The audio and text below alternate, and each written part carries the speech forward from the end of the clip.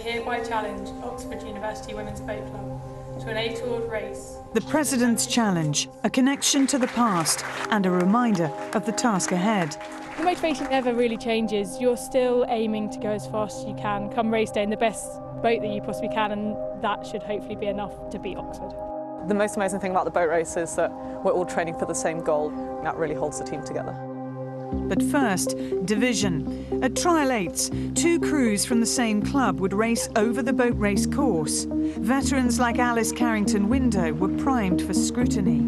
The coaches are always looking at our individual performances, so obviously something like today is really important for them to look at how individuals respond to stressful situations and how they respond in a race situation.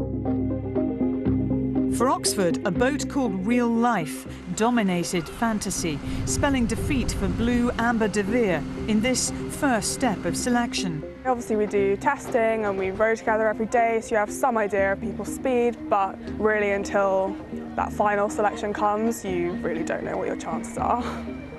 We certainly have a number of women who've performed individually in a way that identifies them as contenders for the Blue Boat. It's going to be a tough selection process.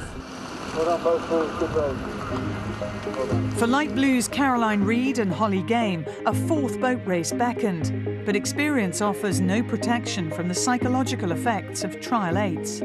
It's really tough, actually. We spend so much time together and suddenly they're your worst enemy. They're the ones you want to beat.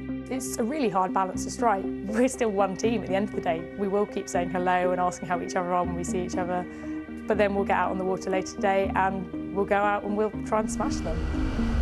A smashing time indeed for Reid as her boat Rise overcame the grind of Game. But it was newcomers like Daphne Marchenko who shone through the gloom. This race, yes, is valuable and it will give us great tideway experience, but it in no way is going to set in stone what's going to happen come April and what the boat's going to be. Oxford's winter training camp outside Rome, a place of mixed fortunes. Whilst Alice Carrington-Window was tactically reshuffled and Harvard veteran Shelley Pearson sought fitness and form, fresher Maddie Badcott was staking a claim. Personally, I feel like I've come really far since the beginning of this year, but I don't think anybody is placing any bets. Deep in the heart of Catalonia, Cambridge had a new sensation of their own. Holly Hill, homegrown but hungry.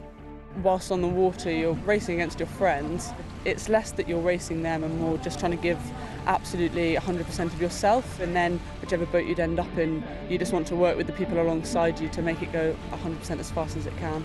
Veterans Holly Game, Claire Watkins and Izzy Vivian were fighting for precious seats in the Blue Boat, but time was running out. I think I'm sort of on the edge a little bit. I think it's taught me that obviously you need to just keep pushing harder, sort of maintain that communication with the coaches.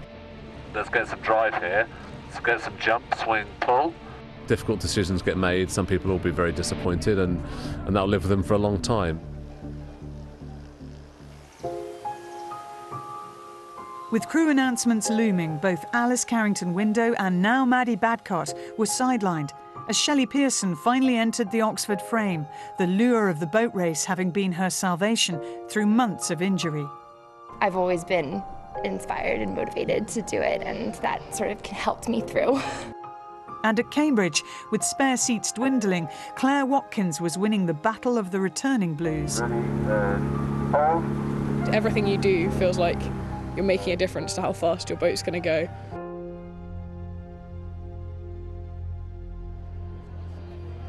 The day of reckoning, the crew announcement. Neither Alice Carrington-Window nor Amber de Vere would return in 2015.